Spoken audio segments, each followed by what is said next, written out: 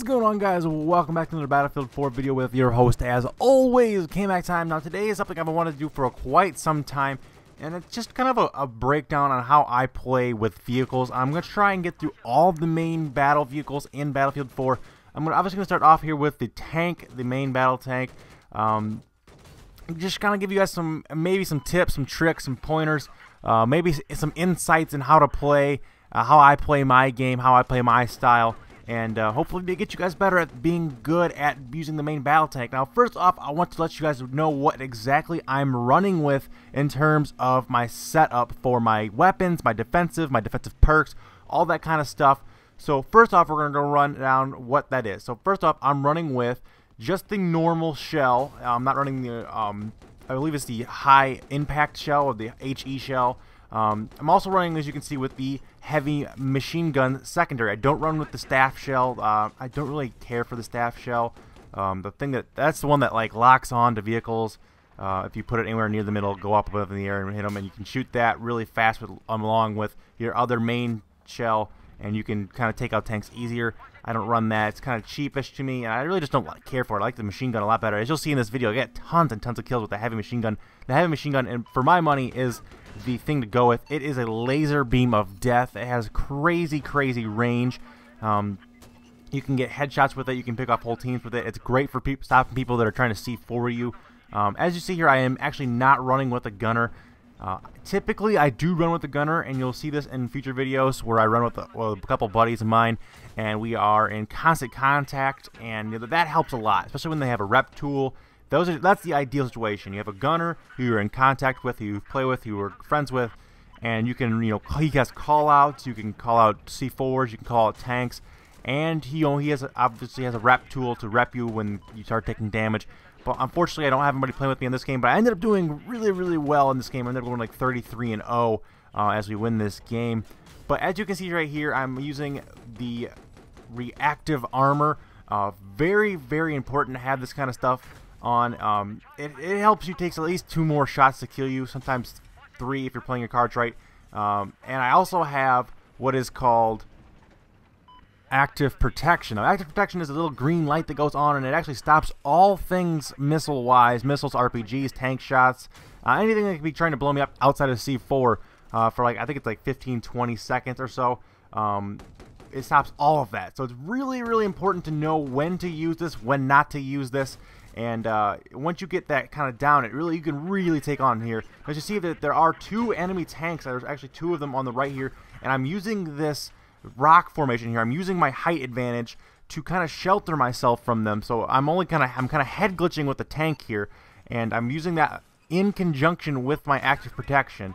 So while I'm doing that, when I poke out, I use my active protection, and when I back off, I let my active protection reset. It takes about a minute for it to reset, 30 seconds to a minute for it to reset. I'm not really sure how long, somewhere in between there.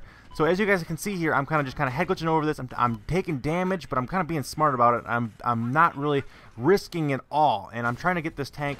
And alright, as you can see right here, I am backing out of a firefight. Now, if you know you're going to lose a fight like this, it's always a good idea to take cover. As I see here, I'm using this rock formation. I'm using this hill right here as a form of cover to try and take cover. And I now get a nice pick off right there. And I'm always searching for targets. Another thing I'm doing in the tank is I'm always spamming the shit out of that tag button, that right bumper on the Xbox One, which is what I play on. And I know that all the PC people out there are just right now are moaning and groaning, but I don't have a gaming PC, so I play on Xbox One. Deal with it. But as you see here, I'm taking on this tank now. I'm re-engaging now that I'm going to control this engagement because I have the advantage on him here. He's not looking in my direction. I'm also going to take a RPG shot right there, but I controlled that engagement. That's another big thing. You have to look where the other enemy tanks are looking. If their main tank gun is pointed away from you, you think you can get up behind them, it is a very good idea to get up behind them, take them out, because shots to the rear, I do 2 to 3 times more damage than shots to the front or side armor, especially if they're using reactive armor, or they happen to see you, they might pop their active protection, and then you have this kind of standoff thing where you pop off yours, and then it gets off on this who can last the longest tank battle salvo thing. But as you see here, like I said, another great thing to do is have this heavy machine gun and just a sidearm to coaxial and just go to town with it. I absolutely love this. You'll see some parts in this video later on where I absolutely Me and my buddies call it crab meat when and it comes to me. I don't really know where it comes from, but I call it crab meat when I start getting multiple people at once, a large group of people in Battlefield. I call them crab meat because I think there was an achievement in Modern Warfare 2 for having the chopper gunner take out the entire team. I think it was called crab meat. I could be wrong. Anyway, but you saw right there, I took out 2 RPGs were fired at me. It was definitely going to blow up my tank. I had no chance. I was low on health, and 2 RPGs at once would have definitely taken me out. And I had the extra protection on, thank God, and they both were taken by this. Now, as you see here, I am falling back to a defensive position, and again, I'm setting up the terrain. I'm setting up these hills so when I start taking damage, I have a fallback point. It's always important to have a fallback point where you guys can just kind of, if you start taking a shot, if a tank runs up on you, if you have a group of people with C4 or something like that coming at you with RPGs, you can fall back, you can regroup, you can take your tank out, you can have a rep tool, or you guys can start, taking back health normally. And it's something really, really important. And you see right there some deep kills with this heavy side machine gun, and I pick off another one right there, absolutely tearing these kids to pieces. And I'm in the perfect position to either, and I'm getting rep tool by my teammate here a little bit. I'm in perfect position to stave or stop their attack. I'm off to the left here. I can see into their spawn, and I can kind of see if I need to get back to the MCOMs. I can get back to the MCOMs if need be, if they plant. But I'm also in a perfect position to kind of cut their attack routes off, and I'm far enough away where they can't just see for me. That's another important thing to have, is always go in and out of third person like you see me doing. I go out of third person an awful lot, and that is basically me just trying to make sure that no one's running up on me, trying to see for me. I go into third person a lot, in and out of it, like I said, and I do that specifically so I can see what's around me. I get a more in-depth view of my environment. I see what's going on. I see if there's someone trying to run up on me. I see if there's parachuters above me trying to see for me. I can see farther off to spot more tanks. It's a lot of perfect things all in one. So you want to make sure you're popping in and out of third and first person views an awful lot. Obviously, you want to shoot in first person view because it's a lot harder to actually aim in third person. But when you are trying to spot targets, when you're trying to see what's around you, it's a great idea to pop into the third person mode and see what is around you. By doing this, like I said, you can take care of all those pesky C4 people that are trying to run up on you. You can see them a little bit earlier, and you can see them coming, although you don't really see the money of the parachutes. That's my worst fear, is people jumping with the parachutes from above and they get C4. That happens to me all the time, and I absolutely hate that. So make sure you're always taking out the spawn beacons as well. That can play a huge key role. Now you see here, I am pushing up into their spawn a little bit here. I'm feeling confident. I am making an advance. And as you see here, I see that Jeep right there. I know someone bailed out of it, so I know that guy's going to try and take me out here. So I kind of back off, and I'm realizing that I'm kind of in too deep here. So if you ever think you're too far behind enemy lines, you can always just back off, always retreat, take them from a longer distance.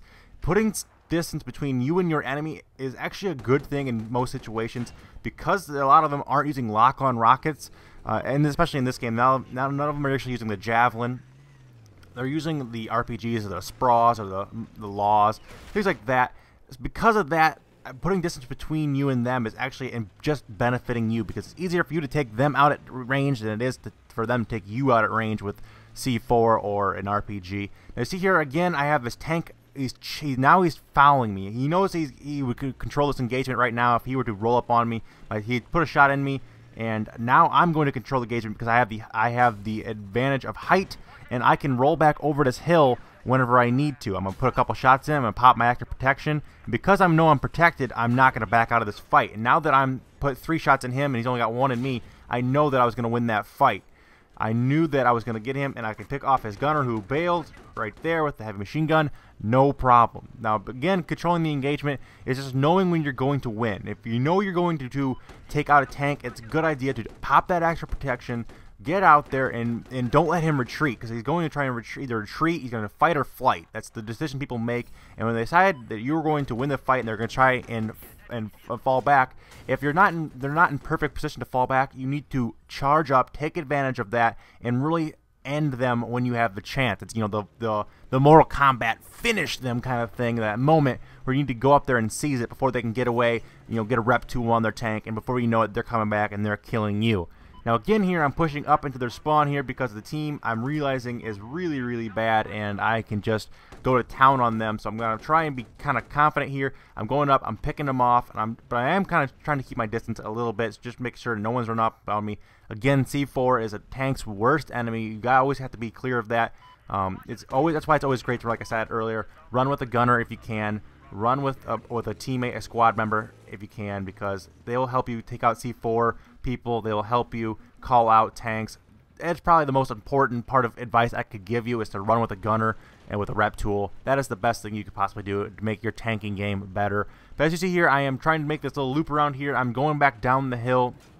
I see a couple guys here. Now you'll see in a second here, I believe 2 guys run out from down this corner right here on the right. I miss him with the first shot, and I get his friend, and there's another guy out there who's got a lock-on rocket. I pop my active protection. I know he's down in that crater somewhere, so I'm trying to get him. And I believe a teammate gets him. I get an assist on him. And this guy was just being a total troll, trying to shoot me with like the X25, doing like 4 damage to me. He wanted bullets to the face. He woke up that morning saying, "I want to eat some bullets for breakfast," because goddamn, you know what, X gonna give it to you. And he got what he wanted. Anyway, as you hear, I'm trying to widen my angle here to try and get this wide open area. The tickets are winding down. We are absolutely, as I would call it, crab meeting this team. There's no chance for them to win at this point. And right now, I'm just trying to not die. I'm trying to have a flawless game because that really helps my skill. And I see right there, if they're that close, I usually don't go for the main cannon. I usually switch over, but for some reason, I went for him with the main cannon. I totally whiffed.